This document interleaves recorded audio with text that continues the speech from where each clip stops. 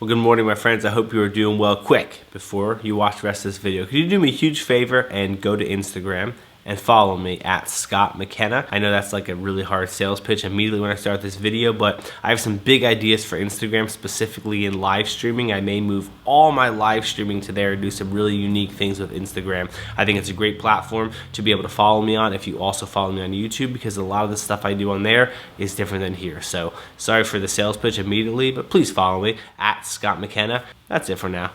We'll get to the rest of the vlog. Hope you're doing well.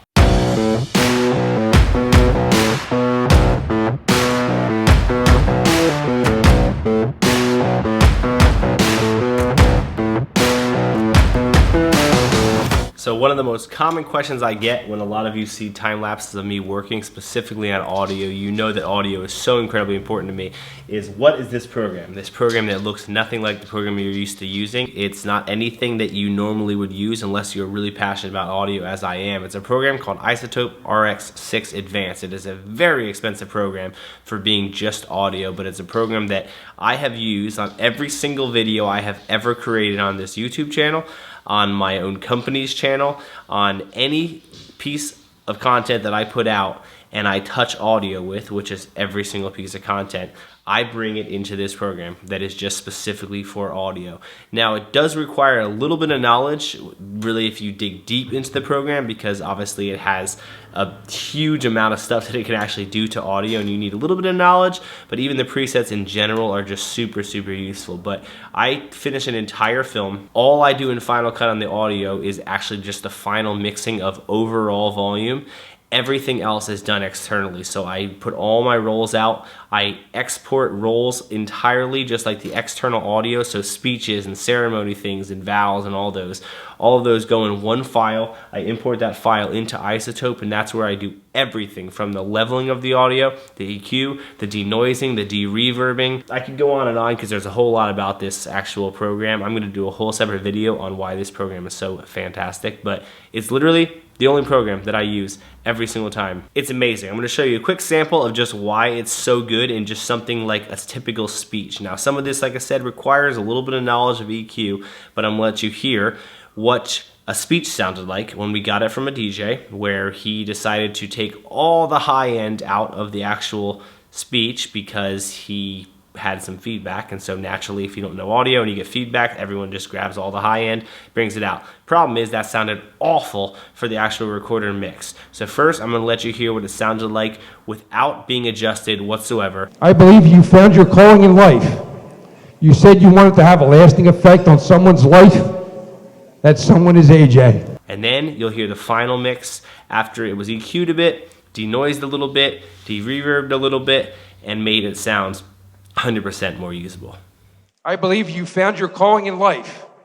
You said you wanted to have a lasting effect on someone's life. That someone is AJ. So that's just a tiny sampling of just how incredible this program actually is. All of us spend so much money getting video as good as we possibly can, and yet a lot of filmmakers just get lazy and they're unknowledgeable when it comes to audio. And I can't say it enough, but audio is 50% of your video. It is extremely important, and bad audio will make people turn off your video much faster than just having really bad video. And if you have bad video but outstanding audio, you'd be surprised how people actually tune it out less. But terrible audio ruins everything. So audio is super, super important to me. But be on the lookout. Another whole video is coming about why it's just so incredibly good. All right, another successful day. Knocked out another film and a full ceremony, delivering it to the couple tonight. Really excited about this one. I will put the link in this description for this video, but anyone that follows Wedding Film School, this was actually the most recent wedding that we shot. It was the one that we did the entire BTS for. That is on the Wedding Film School channel. So if you liked watching that, you want to see what the final film looks like, go ahead and check it out. Pablo, working on that IG content there. IG. You gotta have a strong IG game over here. How'd you feel about this Philly film? I liked it. I liked it a lot. I think it was a really cool feel, and I like Center City weddings just because of the grand feel of city weddings. Filming them can be difficult sometimes, but the outcome is always awesome. What did you learn in this edit? What did I learn in this edit? I'll jump to Matt's clip from yesterday. Oh, yeah. Okay. What's up, Matt? All right, Matt, before you leave, come here. What? All right. You trying to put me So on? this is Matt. Matt's an editor. What would you say is the most common mistake that most editors make when starting an edit? Not organizing the footage. Wow, that's a good answer. Why is that important? Oh, it makes it so much easier and smoother. You know, I go through and I look at everything I have. By the time I actually put anything on a timeline, I already know in my mind, I've already got the whole story laid out. Interesting. Yeah. That's so Yeah. interesting. Most of the work is invisible. Whoa. We'll just stand right there. It's true. Yeah. Good I mean, that's the way conversation, I do it. You know, people jump in too quickly. They start putting stuff down right away, and then they got to change so many things, and it drives them crazy. I like it. Editors love tweaking, but you don't need to. All right, you enjoy your beach trip there, Matt.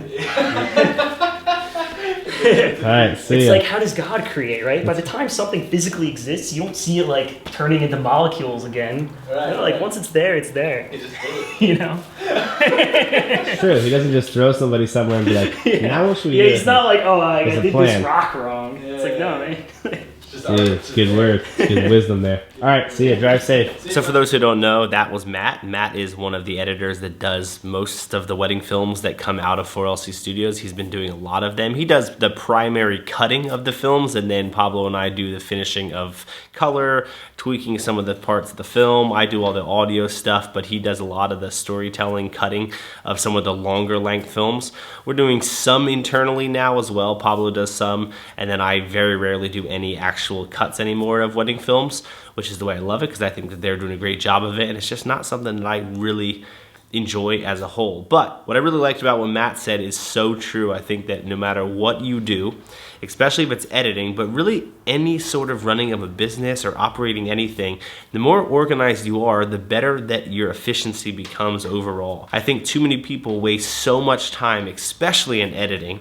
When you're talking about video and you're talking about hundreds and hundreds of clips from something like a wedding or some sort of commercial shoot that you have kind of a whole collection of footage, you have to be super organized with it, because if it is all over the place, it's even harder to make your cuts because you're spending as much time trying to find stuff as you are creating. The one thing that I've seen from Matt and that he talks about a lot is that when he's cutting a story, he already has it all kind of pre-planned out, and then when he knows where the stuff is at, he just grabs it instantly and can use it. Where I feel like I watch a lot of editors that are just completely unorganized, and they kind of go about looking at it that they'll organize things in the timeline and they'll put things in the correct spot when they need to be, but getting something organized first really helps you to produce a better edit and save time doing it. I've always been a person that tries to stay as organized as possible in anything that I do, and I think that it really helps me to be more productive. There are times that I'm not as organized as I should be in certain tasks, and those tasks end up suffering because of it. So I really try to plan something out before I do it, at least a little bit. Really, this YouTube channel is kind of the only thing I don't really plan out, which is sometimes why it's all over the place, but hopefully it's still valuable to you. If I ever jump from place to place in a vlog, it's because I don't necessarily plan these out, but I love to just take little nuggets from the day that might be useful for you, this being one of them. Hopefully it was somewhat useful. And yesterday I actually did vlog all day like I usually do, and then I ended up not using it because when I got to the edit, I realized that there was just a lot of random things in it, and I felt like they were all somewhat useful on their own, but it was just a very scattered vlog. I talked a little bit about the Ronin when I first showed up to the job that we were doing yesterday.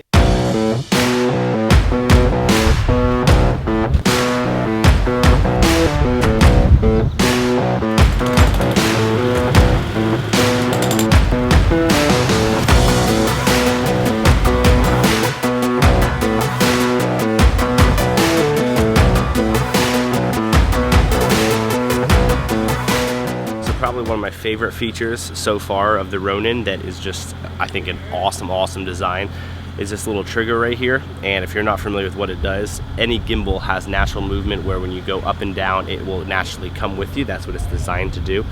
But what's cool about this trigger is they made it so that the minute you press this, it locks whatever position this is in, and then you can do anything you want with the gimbal and it locks its position. And then as soon as you let it go, it goes back to its normal mode. But that's really cool because previously on the Crane 2, to get into a mode where it was locked, you had to change the mode and you couldn't do it simultaneously to make it smooth. Where I can be doing a perfect rotation here, then lock on, just press a button and it just stays. And I love that. It's also sweet because as soon as you double press this button, it just recenters itself, which is just a really nice design.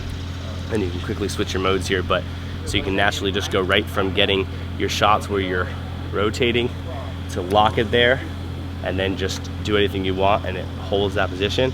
You let go immediately, and then it goes right back into its other position. It's nice. It's real nice. And I figured that could be useful if you're someone interested in the Ronin stuff. And then Matt talks a little bit about editing, which I showed you already. And it can just be all over the place. But if it ever feels like a vlog is very random, it's because this is kind of a document my way through video production. And that means that you're kind of hearing things in real time of what makes sense to me as I'm talking about it. And yeah, it's kind of weird. Also, in related news, it just became clear to me that some of you actually don't know that I have a podcast, and I would love for you to check it out. I try to post a lot of stuff on there as well. I have had some good interviews with people about different topics, whether it's wedding stuff or actual just regular filmmaking stuff. And I just recently posted an episode that I think would actually be really valuable to so many of you, all about advertising. You know that I just recently posted a video about advertising, when you should do it, how much you should spend and all that. But the podcast really lets me go deep and dig deeper into that topic. So it was about a half-hour long, talking all about kind of some of the experiences that I've had with it and what's worked, what has not, and all that. So I'll put the link to that as well below. I would love for you to check out the podcast because it's a longer form content to what I do on here. YouTube is more of the short kind of document my day type journey, and then the Instagram stuff is kind of more of the real-time live / vlogs throughout the day, essentially, because I'm kind of doing it in real time through Instagram stories. So I really want all my channels to be unique when you follow me on them, so definitely check out those things. Would love you to be a part of that community.